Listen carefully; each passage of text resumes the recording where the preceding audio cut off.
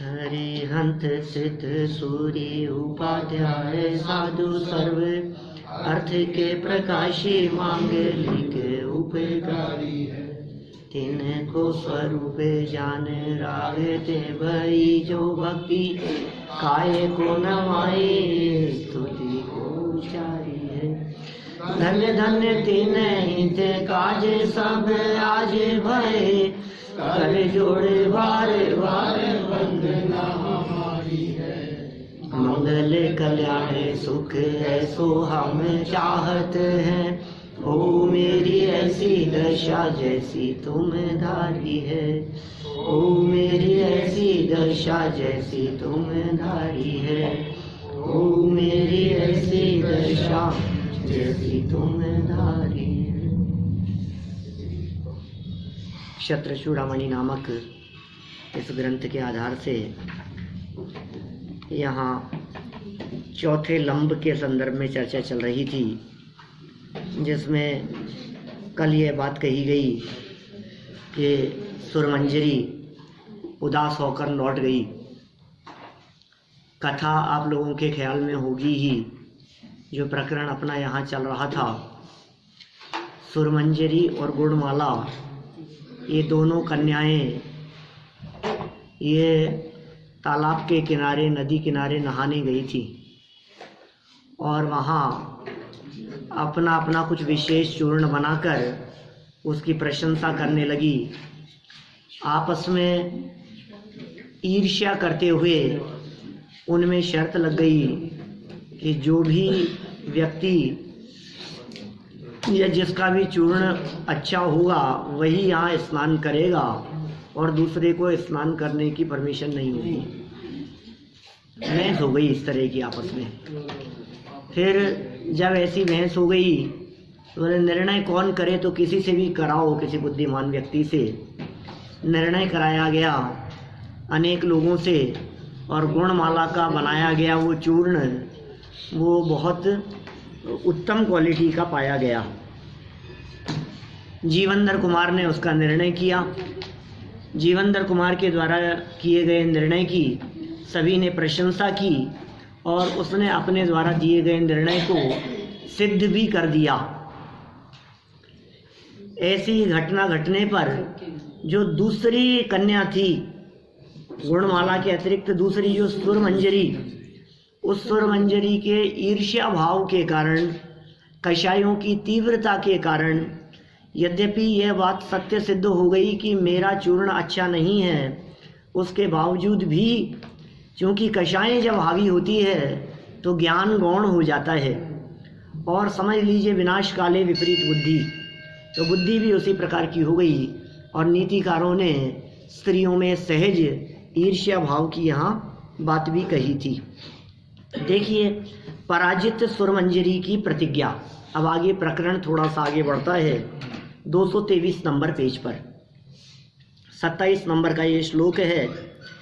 जीव काद परान्नेक्षे पुरुषानिति संविदा कन्यां ग्रहमथ प्रापन्न भेद्यम मन श्रियः। इसके अनंतर जीवनधर कुमार के सिवाय दूसरे पुरुष को मैं नहीं देखूंगी, ऐसी प्रतिज्ञा करके वह सुरमंजरी अपने घर को वापस चली गई। देखो आप, ईर्ष्या भाव थी, पराजित भी हो गई थी, गुस्से में भी थी, नाराज भी थी और अब ये तो हट इसने अंगीकार कर ली कि मैं यदि विवाह करूंगी तो जीवनधर कुमार से ही करूंगी। अब ये गले पड़ रही है। देखो आप, निश्चय से स्त्री का मन किसी से भेदा नहीं जा सकता, अर्थात स्त्री का हठ प्रसिद्ध है, उसका हठ किसी से टाला नहीं जा सकता। ये स्वरूप बतलाया है, इस तरह का जगत का स्वरूप है। स्त्री के मन में क्या है और वे कब क्या हट कर बैठेगी, यह जानना शक्य नहीं है। ऐसे जानने में कोई समर्थ नहीं है कि उसके मन में क्या चल रहा है और कब क्या जिद कर बैठेगी। मैं जीवनधर कुमार के अतिरिक्त अन्य किसी पुरुष को पति रूप में देखूंगी ही नहीं, ऐसा प्रतिज्ञा पूर्वक कहकर सुरमंजरी अपने घर चली गई। अब देखो जो भी होगा, जीवनधर कुमार द्वारा चूर्ण परीक्षण के पश्चात उनके निर्णय से सुरमंजरी का कुपित होना तो स्वाभाविक ही था, गुस्सा आना तो स्वाभाविक ही था। पराजित तो हो गई थी, क्योंकि सार्वजनिक रूप से हुई पराजय सहन करना बहुत कठिन है। भाई पराजय हो, हार जाओ ठीक है, कोई बात नहीं, लेकिन वो हार सबके सामने, और सबके सामने हुई उस हार को सहन कर पाना ये बहुत कठिन काम है। अब मैं कभी जीवनधर कुमार को देखूंगी ही नहीं, ऐसा निर्णय करना तो उचित प्रतीत होता था कि भाई इस नए निर्णय से नहीं देखूंगी, ये तो सही भी लगती थी बात। मेरे खिलाफ निर्णय सुनाया है या इसके निर्णय की वजह से मैं पराजित हो गई हूँ, इसकी शक्ल भी नहीं देखूंगी, ये तो बात कुछ समझ में आती। किंतु उसका प्रतिज्ञा पूर्वक यह निर्णय कि मैं जीवनधर कुमार के अतिरिक्त अन्य किसी पुरुष को पति के रूप में देखूंगी ही नहीं, आश्चर्यजनक लगता है। उसके इस निर्णय से पता चलता है कि स्त्री के मन में क्या है और वे क्या चाहती है, ये जानना बहुत कठिन है। भाई देखो, इस प्रसंग में जो घटना घटी उसमें यदि कोई व्यक्ति एक जन सामान्य से पूछो कि बताओ वो क्या निर्णय करेगी उसके बारे में, शक्ल नहीं देखना पसंद नहीं होगा, यही होना चाहिए। नाराज होगी उसके प्रति, उसने ऐसा फैसला सुनाया। अब ये निर्णय ये कर रही है कि मैं तो इसके अलावा और किसी को नहीं देखूंगी, इससे ही शादी करूंगी। ये क्या सोच है देखो आप। कह करके चली गई वो। गुणमाला का भी अत्यंत दुखी होना, ये सज्जन है ये कन्या, ये भी बहुत दुखी हुई। इसके दुख का कारण क्या है कि हमने तो खेल खेल में वैसे ही प्रतिज्ञा ले ली थी, या आपस में समझ लो वाद विवाद हो गया था, शर्त लगा ली थी, लेकिन इसका अर्थ ये थोड़ी ना है कि वो नाराज होकर के चले गई। आखिर सहेली तो है ही ना मेरी, वो छोड़ करके चले गई, ये बात उचित प्रतीत नहीं लग रही, ये बात अच्छा नहीं लग रहा। देखिए, संख्यां तथैव यातायां गुणमाला शुशोचितां नयनिष्टेष्ट संयोग वियोगा भमरुन्दुकम्। सखी के वैसे ही चले जाने पर गुणमाला ने उसके लिए बहुत शोक किया, बहुत पीड़ा हुई उसको अंदर ही अंदर कि भाई ये चले गई। निश्चय से अनिष्ट दुखदायी वस्तु के संयोग और इष्ट वस्तु के वियोग के समान कोई पीड़ा देने वाला नहीं है। क्या कहा? माने अनिष्ट दुखदायी वस्तु का संयोग और इष्ट वस्तु का वियोग, इसके समान कोई पीड़ा देने वाला नहीं है।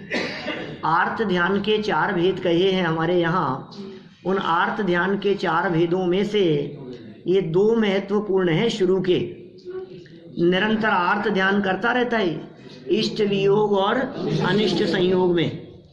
तो इष्ट वियोगज नाम का आर्त ध्यान, इष्ट का वियोग हो गया तब तो ये महादुखी होता ही होता है। इष्ट का वियोग, इष्ट माने जो हमें पसंद है, जो हमें प्रिय है, जो हमें अच्छे लगते हैं, यदि उनका वियोग हो जाए तो क्या होगा? दुख होगा, बहुत तकलीफ पाता है, आकुलित व्याकुलित होता है इष्ट का वियोग हो जाने पर। इष्ट शब्द में अकेले व्यक्ति ही नहीं लेना, इष्ट में वस्तुएं भी शामिल है। आपका मोबाइल चला गया, आपकी गाड़ी उठा करके ले गया, चोरी चले गई, तो यह भी इष्ट का वियोग है। आप जिस कुर्ते को बहुत पसंद करते हैं, वो कुर्ता फट गया, ड्राई क्लीन वाले ने प्रेस में उसको जला दिया, तो यह भी इष्ट का वियोग है। माने इष्ट वियोग जनित आकुलता, ये पहले प्रकार का अर्थ ध्यान है इष्ट के वियोग में होने वाला। दूसरा है अनिष्ट संयोग, अनिष्ट के संयोग में होने वाला अर्थ ध्यान। 2 हो गए, या तो इष्ट का वियोग हो जाए या अनिष्ट का संयोग हो जाए। घर में बंदर घुस गए, अनिष्ट है, अनिष्ट का संयोग लग रहा है। चोर आ गए घर में, गलत किराएदार को हमने मकान दे दिया किराए पर, तो अनिष्ट संयोग है हमारे लिए। प्रतिकूल परिस्थिति किसी भी तरह की बन जाने पर वो अनिष्ट संयोग है। हाँ, बिजली का बिल ज़्यादा आ गया, इस तरह की बहुत सारी घटनाएं हो सकती है जो पसंद नहीं है। ऐसे संयोग मिल जाने का नाम है अनिष्ट संयोग। ये दो अर्थ ध्यान है, इन दो का उल्लेख यहाँ किया। अभी इन दो को दो प्रकार से और परिभाषित किया है, दो को दो प्रकार से और सोचा जा सकता है इन दोनों को। इष्ट के वियोग हो जाने से दुखी होना और इष्ट का वियोग हो ना जाए इस चिंता से आकुलित रहना। हो जाने पर तो दुखी है ही, हो नहीं जाए, तकलीफ हो नहीं जाए, ये मर नहीं जाए, डॉक्टर साहब बचा लेना इनको, इनका वियोग नहीं हो जाए, तो वियोग ना हो जाए इसलिए आकुलित। और दूसरा अनिष्ट का संयोग न हो जाए इसलिए आकुलित। आप स्वस्थ तो हैं ना, कि बिल्कुल स्वस्थ हैं, लेकिन बीमार नहीं पड़ जाऊं, अब ये काहे की चिंता है जबरदस्त। मौसम बिगड़ रहा है, हवाएं तेज चल रही है, ठंड पड़ रही है, बिगड़ नहीं जाए, तो निरंतर ये विचार, बंदर घूम रहे हैं बाहर, अंदर नहीं आ जाए, आए तो नहीं, आ जाएंगे तो अनिष्ट संयोग हो गया। लेकिन अनिष्ट का संयोग हो ना जाए, संभल करके रहो, सावधान रहो, खाने पीने का ध्यान रखो। ये सारी चिंताएं आर्त ध्यान कहलाती है। बच्चा स्कूल से आ जाता है रोजाना 2 बजे, आज 2:15 हो गए, अभी तक नहीं आया, क्या हुआ तो कुछ भी नहीं। लेकिन अनिष्ट संयोग हो न जाए, इष्ट वियोग हो न जाए, कोई परेशानी नहीं आ गई हो, आज क्या हो गया, आज क्या बात है, और 2:15 से 2:30 हो जाए, 2:15 तक तो सांत्वना देता रहता है, कोई बात नहीं, 2:30 बज गए, 2:45 और 3 बज जाए, तब तो धड़कनें बढ़ने लग जाती है। और तब ज्यादा जब कोई संपर्क नहीं हो पा रहा हो। ये कह रहे हैं यहाँ इष्ट वियोग और अनिष्ट संयोग, ये दोनों ही इस जीव को अत्यंत दुख देने वाले दिखाई देते हैं। देखो, सखी के वैसे ही चले जाने पर, अन्वय अर्थ देख रहा हूँ वापस, सखी के वैसे ही चले जाने पर गुणमाला ने उसके लिए बहुत शोक किया और नीतिकारों की नीति बता दी। अत्र नीति ही कह करके ये कह दिया निश्चय से। वास्तव में ये परम सत्य बात है कि अनिष्ट दुखदायी वस्तु के संयोग और इष्ट वस्तु के वियोग के समान कोई पीड़ा देने वाला नहीं है। अब ये इष्ट और अनिष्ट के समान जो ये जो पीड़ा है ना, इष्ट का वियोग और अनिष्ट का संयोग, ये वास्तव में पीड़ा मानसिक पीड़ा है। ये तकलीफ कोई शारीरिक तकलीफ नहीं है, इसमें कोई पेट दर्द सर दर्द की बात नहीं है। इष्ट का वियोग और अनिष्ट का संयोग, ये कितनी पीड़ा है, ऐसा हो नहीं जाए, ऐसा हो गया, ये जो तकलीफ है, हुआ कुछ नहीं है। और इसमें तेरा क्या बिगड़ गया? मान लो धन चला गया, मान लो कोई चोर आ गए, तो क्या हो गया, जो ले जाएगा, लेकिन नहीं, ऐसा सोच कैसे सकते हैं? ये तो अच्छे नहीं सोच पाते इस तरह की बातें, तो आसान नहीं है इस तरह के विचार आना। तो ये इसके समान कोई पीड़ा देने वाला नहीं है। मानसिक पीड़ा बहुत बड़ी है, ये नीतिकारों की नीति है। देखिए, अपनी सखी, प्रिय सखी सुरमंजरी के कुपित होकर नदी में स्नान किए बिना ही घर वापस चले जाने के कारण गुणमाला को बहुत दुख हुआ, क्योंकि अपने इष्ट का वियोग और अनिष्ट का संयोग अत्यंत दुखदायी होता है।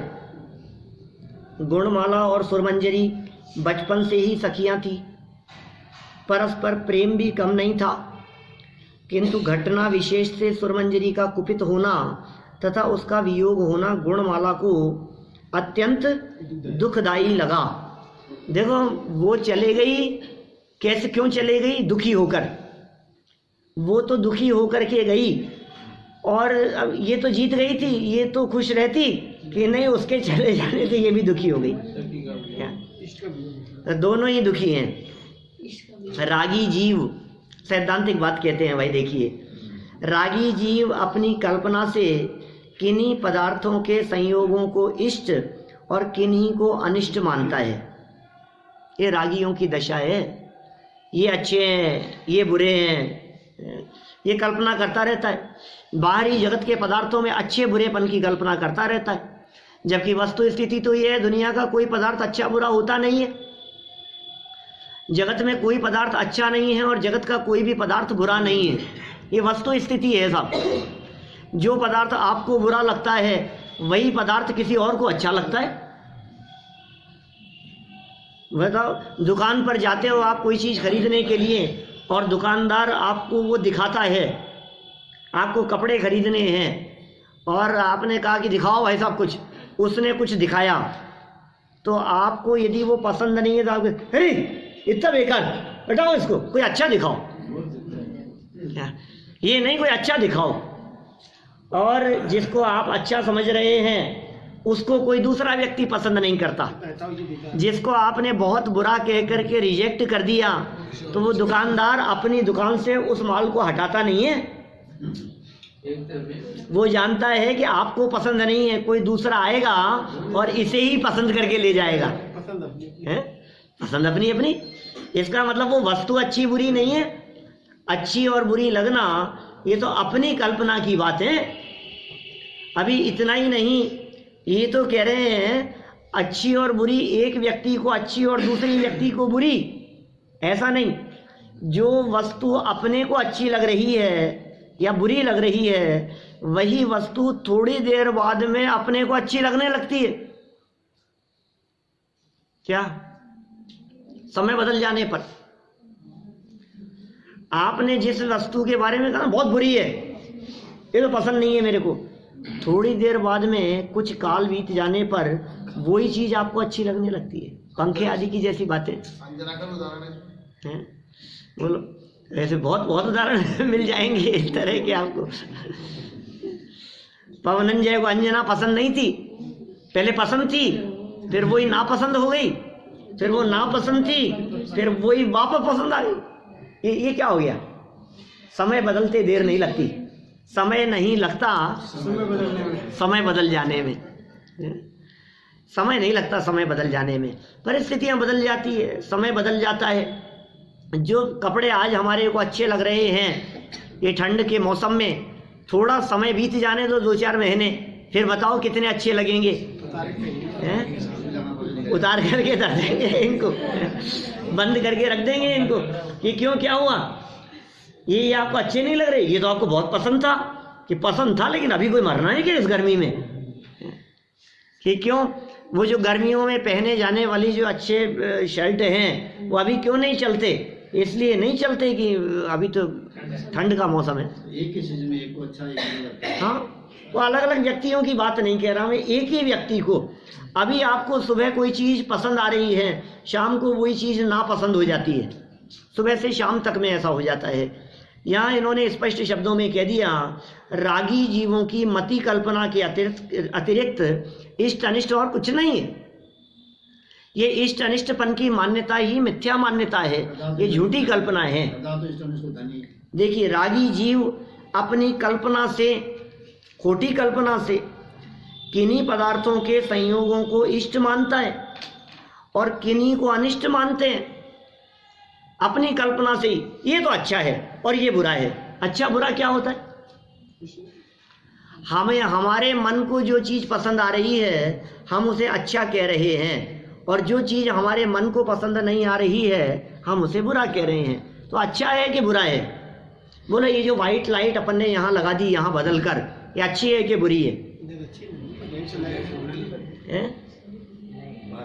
अच्छी है या बुरी है? बाल काले अच्छे लगते हैं, दांत सफेद अच्छे लगते हैं। हाँ, बाल काले अच्छे लगते हैं, दांत सफेद अच्छे लगते हैं। तो सफेद रंग अच्छा होता है कि काला रंग अच्छा होता है?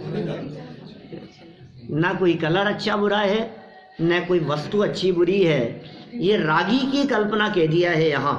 देखो, किंतु वस्तु स्वरूप के समीप जाकर देखने से पता लगता है, वस्तु स्वरूप के समीप जाकर के देखो तो पता लगता है कि विश्व में सर्वज्ञ कथित 6 द्रव्य हैं।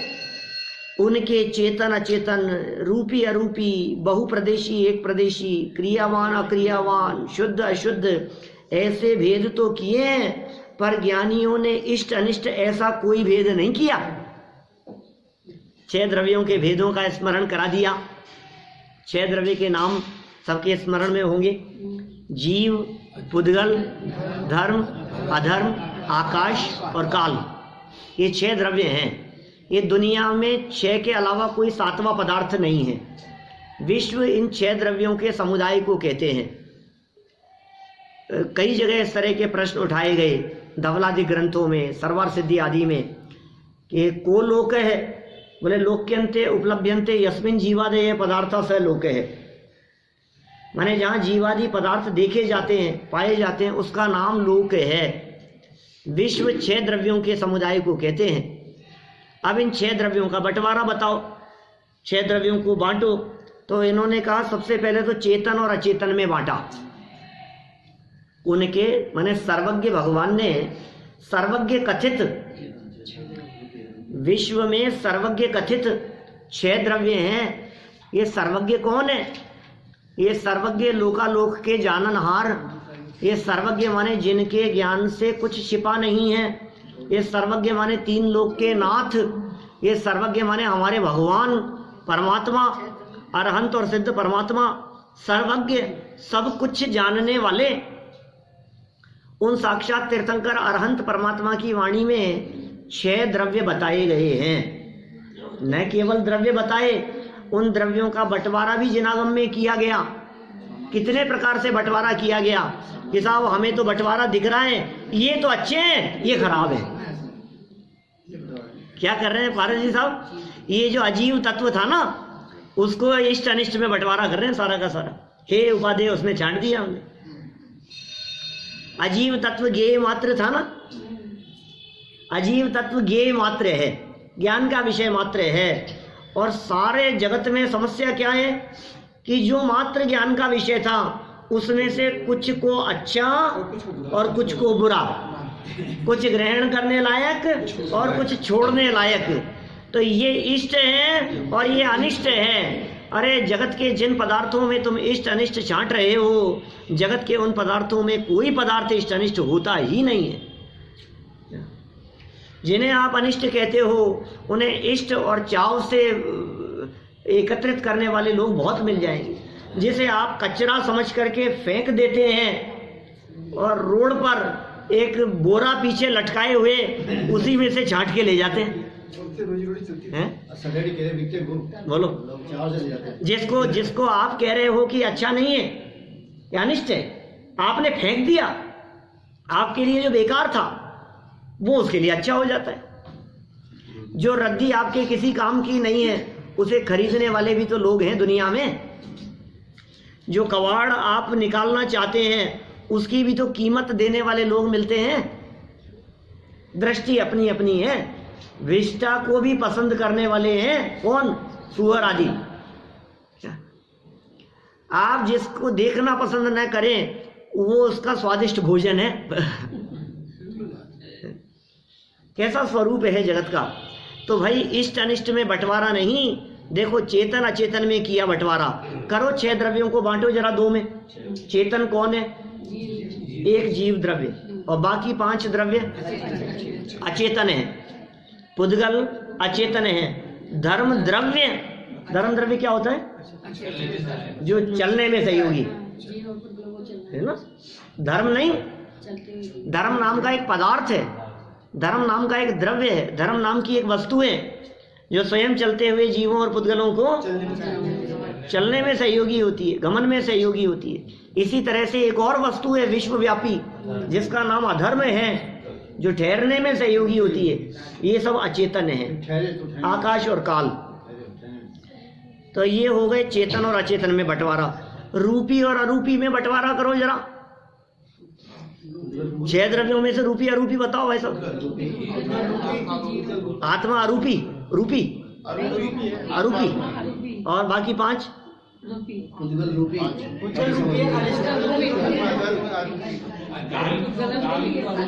क्या कर रहे हो आप लोग? केवल पुद्गल रूपी है। 6 द्रव्यों में से अकेला पुद्गल ही रूपी है और बाकी 5 अरूपी है। रूपी अरूपी में बांट दिया अपन ने। माने पुद्गल द्रव्य तो रूपी, रूपी माने दिखाई देने वाला।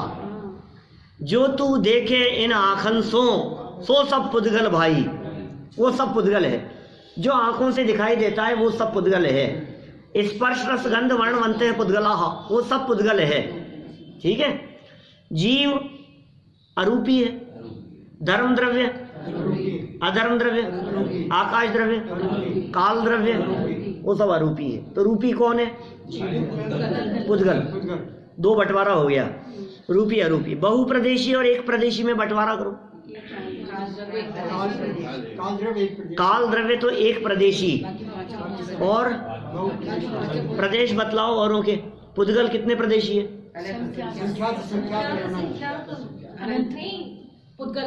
पुद्गल पुद्गल संख्यात असंख्यात अनंत। संख्या संख्याश्च पुद्गला नाम, ऐसा सूत्र दिया है उमा स्वामी आचार्य ने। संख्यात असंख्यात और अनंत प्रदेशी, है ना, सब तरह की स्थितियां बनती है पुद्गलों में। ठीक है। और पुद्गल का परमाणु एक प्रदेशी। धर्म द्रव्य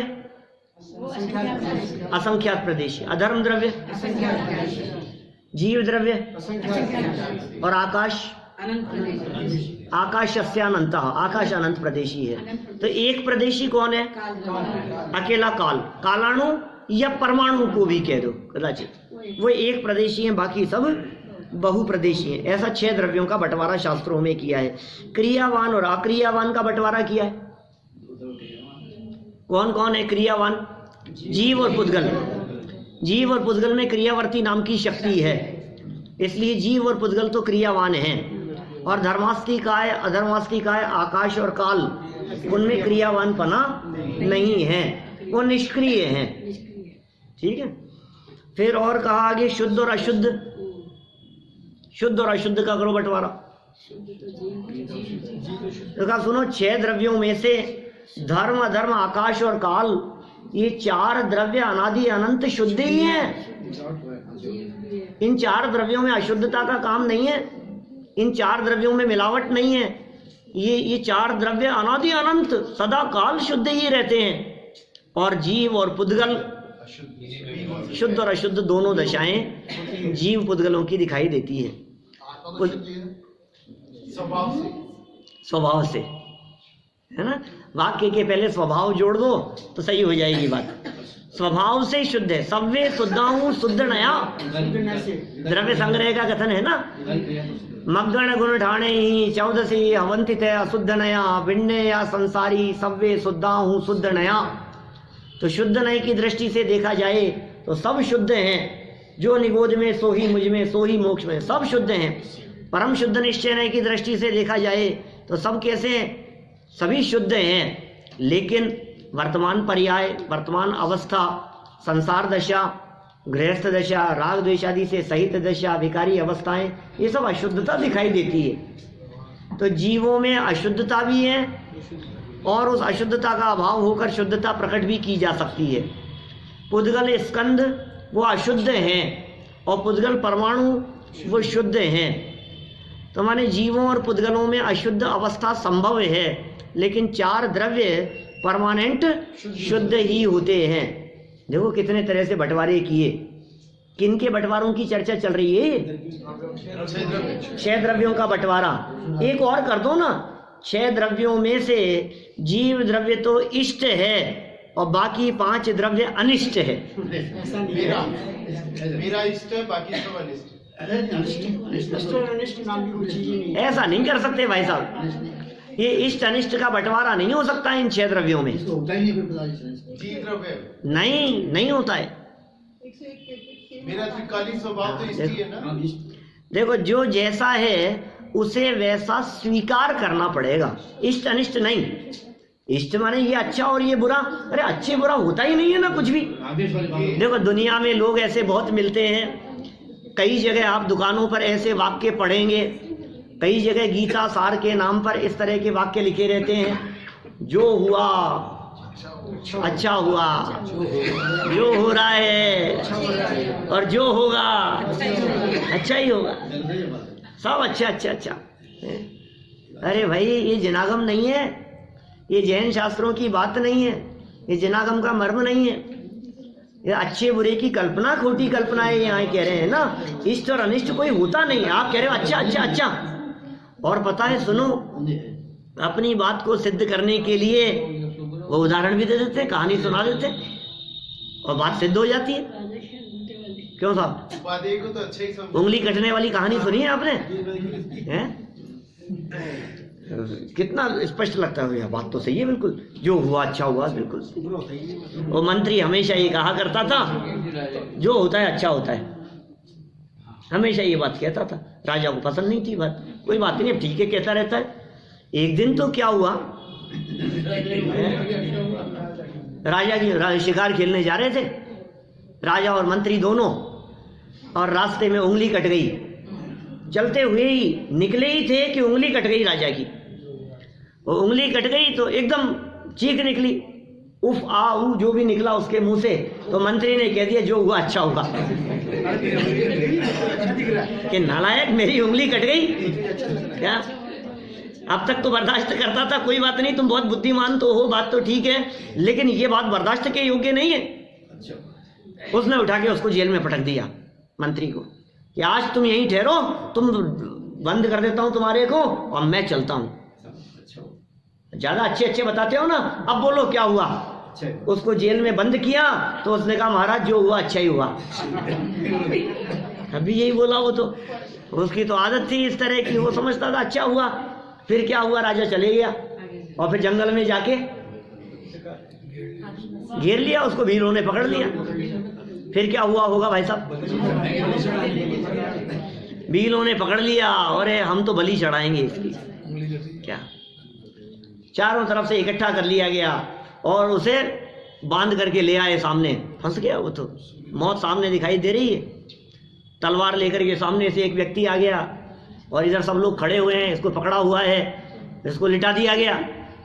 अब वो गर्दन काटने के लिए तलवार सामने उठा ली उसने, आज तो मरे, मरना ही है। इतने में किसी एक ने देखा कि अरे अरे रुको रुको, इसकी तो उंगली कटी हुई है। क्या ये तो अंग भंग है इसका, तो अंगली कटी हुई है। ऐसे ऐसे व्यक्ति की तो देवता को बलि नहीं चढ़ा सकते हम, छोड़ दो इसको। तो छोड़ दिया। राजा को इतना आश्चर्य हुआ, गजब हो गया, उंगली कट गई, जो हुआ अच्छा ही हुआ। आज यदि उंगली नहीं कटती तो मैं तो गया काम से। चलो जो उसका कहना तो सही था, आज उसकी वजह से मेरी जान बच गई, हुआ जो अच्छा ही हुआ। तो पहुंचे वापस, जेल से निकाला कि भाई बात तुम्हारी बिल्कुल बराबर थी, और पूरी घटना सुनाई कि तुमने सही कहा था, जो हुआ अच्छा हुआ। लेकिन एक समस्या है कि तुम्हें जेल में बंद कर दिया, तुम्हारा क्या अच्छा हुआ? कि महाराज आप तो उंगली कटने से बच जाते और मेरी बलि चढ़ जाती। इसलिए मुझे जेल में डाल दिया, तो ये भी अच्छा ही हुआ। क्यों साहब, अच्छा ही होता है ना सब। अरे भाई ये कहानियां जगत में बहुत चलती है, ऐसी कहानियां इस बात को सिद्ध करने के लिए, लेकिन ये सच्ची नहीं है बात। ये जो अच्छा हुआ ये ठीक नहीं है। जनागम तो ये कहता है कि तू यदि अपने स्वरूप को पहचाने, मोक्ष मार्ग जीवन में प्रकट हो, तब तो कुछ अच्छा हुआ कहा जाए। और यदि तू दर दर की ठोकरें खाता रहे 4 गति 84 योनियों में, तो क्या अच्छा हुआ बताओ? आप ये कह रहे हो कि अच्छा हुआ, जो होता है अच्छा होता है, जो हुआ अच्छा हुआ, होगा अच्छा होगा, तो ये अच्छा है कि साहब आज तक काल अनंत निगोद मझार बीत्यो एकेंद्रिय तनधार के अच्छा हुआ। ये अच्छा हुआ। तिल तिल करे देह के खंड, असुर भिड़ावे दुष्ट प्रचंड की बहुत अच्छा हुआ। किताब नरक में मेरे को काट दिया गया, पीट दिया गया, टुकड़े टुकड़े कर दिए गए, बहुत अच्छा हुआ। नहीं चाल्यो जठे गिर पड़ियो, पापी देश हो टन की मार हो, ये बहुत अच्छा हुआ। क्या अच्छा हुआ है? नहीं भाई, अच्छा अच्छे बुरेपन का सवाल ही नहीं है ना। जो जैसा है उसकी सहज स्वीकृति होती है ज्ञानी को। अच्छे बुरेपन की कल्पना नहीं होती। ये सुरमंजरी की प्रतिज्ञा तो अच्छे की कही हो रही है ना यहाँ पर। तो कौन कह रहा है कि वो ज्ञानी है? हर अज्ञानी जीव अच्छे बुरे की कल्पना करता ही है ना। ये बात तो ऊपर पहले वाक्य में ही कह दी ना। रागी जीव की कल्पना है इष्ट अनिष्ट की कल्पना। रागी जीव अपने राग के अनुसार अच्छे और बुरेपन की खोटी कल्पना किया करता है। ये उसके मन में उठी हुई कल्पना है। वस्तु जगत में कोई भी अच्छा और बुरा नहीं है। बताओ ये खंबा अच्छा है कि बुरा है? ये अच्छा है या बुरा है? नाम दे तो अच्छा है। अच्छा बतलाओ, दुर्घटना हो जाना अच्छा है कि बुरा है? ये साहब वो तो बुरा ही है कि नहीं, आपने ये नहीं पूछा किसकी, आपके शत्रु की। घटना तो घटना है, आप उसे किस दृष्टि से देखते हैं। देखिए ज्ञानियों ने इष्ट अनिष्ट, जीव तो क्रियावान है, पुद्गल भी क्रियावान है ना। जीव साथ है ना। जीव ले जाता है इधर-उधर इसलिए नहीं, पुद्गल स्वयं क्रियावान है। जीव पुद्गल को ले जाता है इसलिए पुद्गल क्रियावान है, ऐसा नहीं। पुद्गल में स्वयं में क्रियावर्ती नाम की शक्ति है। पुद्गलों का क्षेत्र से क्षेत्रांतर होने की उसकी अपनी पावर है। पुद्गल का एक परमाणु में एक समय में 14 राजू गमन कर ले, इतनी सामर्थ्य है पुद्गल के परमाणु में। कौन ये चलती हुई लाइट को कौन बंद कर देता है? एकदम स्पार्किंग होने लग जाती है, किसी जीव के द्वारा किया हुआ है क्या? नए से पुराना किसने कर दिया है? चलती हुई गाड़ी को कौन रोक देता है? चलती हुई घड़ी को किसने बंद कर दिया है? फिर अचानक कौन चलाने लगा है? चलो कोई बात नहीं, चलती हुई को बंद में तो आप ये कह देंगे सेल खत्म हो गया साहब इसलिए बंद हो गई। लेकिन हमारा आपसे ये कहना है उसको 5 मिनट आगे किसने कर दिया ये बताओ? चलते हुए चलती हुई घड़ी को 2 मिनट पीछे किसने कर दिया? ये सब चलता है इसी तरह से अपने आप ही, आगे हो जाना, पीछे हो जाना, उसका टूट जाना, फट जाना, पुराना हो जाना, नए से पुराना हो जाना। अभी ताजा बना करके कोई चीज रखी है, शाम तक खराब हो जाएगी कि सही रहेगी, ये उसकी योग्यता पर निर्भर करता है। नहीं हो तो 2 दिन तक खराब भी न होवे, और होवे तो 2 घंटे में खराब हो जाए। हर द्रव्य स्वतंत्र है, उसका परिणमन स्वतंत्र है। क्षेत्र से क्षेत्रांतर होने की, एक क्षेत्र में है कोई वस्तु पुद्गल, और उन पुद्गलों का दूसरे क्षेत्र में चला जाना, ये उनकी एक खुद की निजी पावर है। अनार में कुछ दानों को पीछे करा दिया। बोलो, अनार में कुछ माने ये पावर उसकी है इधर से इधर गमन करने की, दूसरा कोई कराता नहीं है। जीव के सहयोग से पुद्गल का परिणमन होता हो ऐसा नहीं है। पुद्गल स्वतंत्र अपनी शक्ति से परिणमन करता है सब द्रव्य स्वतंत्र जगत में, कोई न किसी का काम करे। ये ऐसी है वस्तु व्यवस्था। ये वस्तु व्यवस्था समझा रहे हैं यहाँ।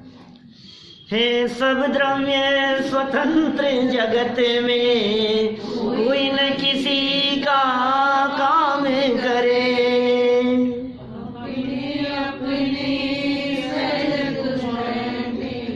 सभी द्रव्य विश्राम करे, अपने अपने स्वचतुष्टय में सभी द्रव्य विश्राम करे।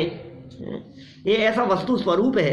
इसलिए ज्ञानियों ने, सर्वज्ञ परमात्मा ने, पूर्वाचार्यों ने, मुनिराजों ने, विद्वानों ने कहीं भी इस विश्व का बंटवारा इष्ट और अनिष्ट ऐसे रूप में नहीं किया। ऐसे 2 भेद नहीं किए कि विश्व के 2 हिस्से कर दो, कुछ इष्ट और कुछ अनिष्ट।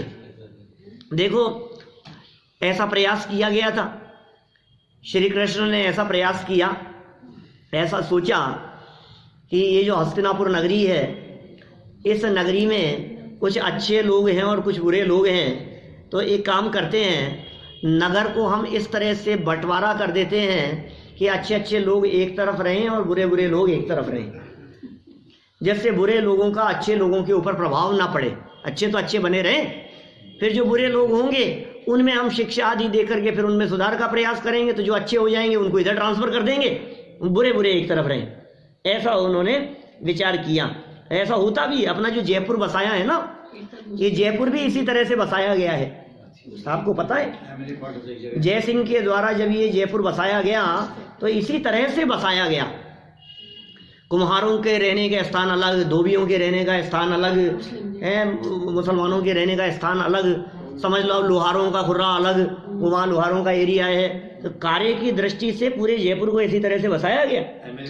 अब भले ही सब तरफ रहने लग गए हों, वो एक अलग मैटर है, लेकिन एक एरिया वाइज बंटवारे थे इस तरह के पुराने जयपुर में। यदि आप देखो तो इस तरह से बंटवारा था। तो ऐसा विकल्प आया श्री कृष्ण को, तो उन्होंने दो व्यक्तियों को बुलाया, दुर्योधन को और युधिष्ठिर को। और युधिष्ठिर को बुला करके ये कहा कि जाओ कल तक बुरे बुरे आदमियों की लिस्ट बना करके लाना। युधिष्ठिर को कह दिया। और दुर्योधन को एक लिस्ट पकड़ा, हाथ में कॉपी पेन पकड़ा दिया, बोले कल तक तुम अच्छे अच्छे आदमियों की लिस्ट बना करके ले आना। दुर्योधन और युधिष्ठिर दोनों चले गए, लिस्ट बनाने का काम सौंप दिया दोनों को। अब दोनों लौट करके आए। जब दुर्योधन लौट करके आए तो क्या हुआ होगा, लाओ तुम्हारी लिस्ट। अरे काय की लिस्ट, सबके सब बेईमान, सब बुरे लोग, किसका नाम लिखता मुझे तो कोई अच्छा ही नहीं दिखाई दिया। जिसको देखता हूँ वो कशाई है, बेईमानी है, बेईमान है, सबके सब मेरे को बुरे लोग दिखाई दिए। एक का भी नाम नहीं लिखा, कोई अच्छा नहीं है इस नगर में। इतने में युधिष्ठिर आ गए। उनसे कहा कि आओ भाई, तुम्हारी कॉपी तो भर गई होगी पूरी। बुरे आदमियों के नाम लिखने के लिए कहा था। तो उन्होंने कहा क्या बात कर रहे हैं, मुझे तो इस नगर में एक भी बुरा व्यक्ति नहीं दिखाई दिया। जैसी दृष्टि वैसी सृष्टि। नजरिए का फर्क है। तो लोग अच्छे और बुरे नहीं है क्या, कि जिसकी जैसी दृष्टि है। आप एक व्यक्ति में गुण दोष सब मौजूद हैं, लेकिन आप उसमें क्या देख रहे हैं ये आपके ऊपर निर्भर करता है। यहाँ इन्होंने यही कह दिया कि इस तरह का भेद नहीं है इष्ट अनिष्टपन का, ज्ञानियों ने नहीं किया, ये अज्ञानियों के द्वारा किए गए भेद हैं, इष्ट अनिष्ट के भेद। अज्ञानी रागी ऐसे भेद करता है। देखो, अज्ञानी अज्ञान से अन्यथा मानता है और दुखी होता है। अब ये बंटवारा किया भी खुद ने और अपनी मान्यता से दुखी हो रहा है, और सोच सोच करके दुखी हो रहा है, मैं इससे दुखी हूँ, मैं इससे दुखी हूँ, इस वजह से दुखी हूँ। अब बतलाओ, मेरे को ये बात बतलाओ कि कल जो ईर्ष्या वाली जो बात कही थी, अब ये ईर्ष्या में दुख किस बात का है? सोच के ही दुखी है ना। मेरी साड़ी से इसकी साड़ी सफेद कैसे, मेरी बहू से इनकी बहू सुंदर कैसे, गुणवान कैसे, मेरे बच्चे से इनके बच्चे के नंबर ज्यादा कैसे, ये कैसे दुखी है? किस वजह से दुखी है बतलाओ? क्या दूसरे के नंबर ज्यादा आना दुख का कारण होता है? क्या दूसरे के घर में संतुष्टि और अनुकूलताएं ज्यादा होना ये दुख का कारण होता है? नहीं है। लेकिन ये खाम में दुखी है, सोच सोच करके परेशान होता है। लेकिन अज्ञानी जीव, आगे वाले पैराग्राफ में क्या कहा, अज्ञानी अज्ञान से अन्यथा मानता है, उल्टा सीधा मानता है, खोटा मानता है, विपरीत मानता है और दुखी भी होता है। वस्तु स्वरूप का यथार्थ निर्णय करने पर, वस्तु स्वरूप का यथार्थ निर्णय करने पर इष्ट अनिष्ट की कल्पना नष्ट हो जाती है और सच्चे सुख का मार्ग सहज ही मिल जाता है। लेकिन ज्ञान और बुद्धि वैसी तो हो जाती है, जैसा भी शुभ अशुभ कर्म का उदय आया है, भारतीय कर्मों का, बुद्धि वैसी नहीं, ऐसी नहीं होती है। देखो आप क्या कह रहे हैं, जब जैसा कर्म का उदय आएगा बुद्धि भी वैसी हो जाएगी। अरे देखो, कर्म का उदय संयोग तो दिला सकता है, लेकिन उन संयोगों में कैसे रहना यह आपके पुरुषार्थ पर निर्भर करता है। जो प्रतिकूल संयोग आपको पसंद न आते हो, हमारे महामुनिराज उन प्रतिकूल संयोगों को चुनते हैं आराधना के लिए। माने बुद्धि वैसी, संयोग तो मिले, जो संयोग मिले हैं, मान लीजिए मुनिराजों के ऊपर उपसर्ग हुआ या प्रतिकूल किसी तरह की कोई परिस्थिति बनी, अब उसमें आप कैसा सोचते हो? क्रमबद्ध पर्याय अप्लाई नहीं होती है, सब जगह होती होगी तो क्या फर्क पड़ता है। पुरुषार्थ की जहां बात आएगी वहां हम पुरुषार्थ को ही मुख्य करेंगे। आप पुरुषार्थ की दृष्टि से विचार करें। रामचंद्र जी लक्ष्मण का शव लेकर के 6 महीने तक, हाँ तो नहीं थी बुद्धि, उसी तरह की हो गई थी। हाँ तो क्या करें, कमजोरी थी, चारित्र की कमजोरी थी इस तरह की, श्रद्धा का दोष नहीं था। फिर संभल गए ना, समझ में आ गई बात, 6 महीने में संभल भी गए, सही मार्ग पे भी चल गए।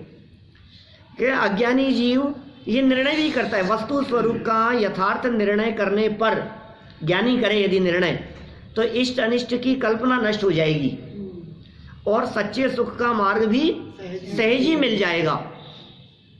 सर्वज्ञ भगवान का यही यथार्थ उपदेश है। माने उपदेश तो यही है कि आप गहराई से वस्तु स्वरूप का विचार देखो। सुखी होने का मार्ग भी यही है भाई। इन्होंने लिख दिया सच्चे सुख का मार्ग सहज ही मिल जाता है। कब मिल जाता है? जब इष्ट अनिष्ट की कल्पना नहीं होती तो सच्चे सुख का मार्ग सहज मिल जाता है। आप विचार कीजिए गहराई से। और मुझे लगता है ये जो लाइन है यही तो लिख दी है वहां। कहा बताओ कौन बता?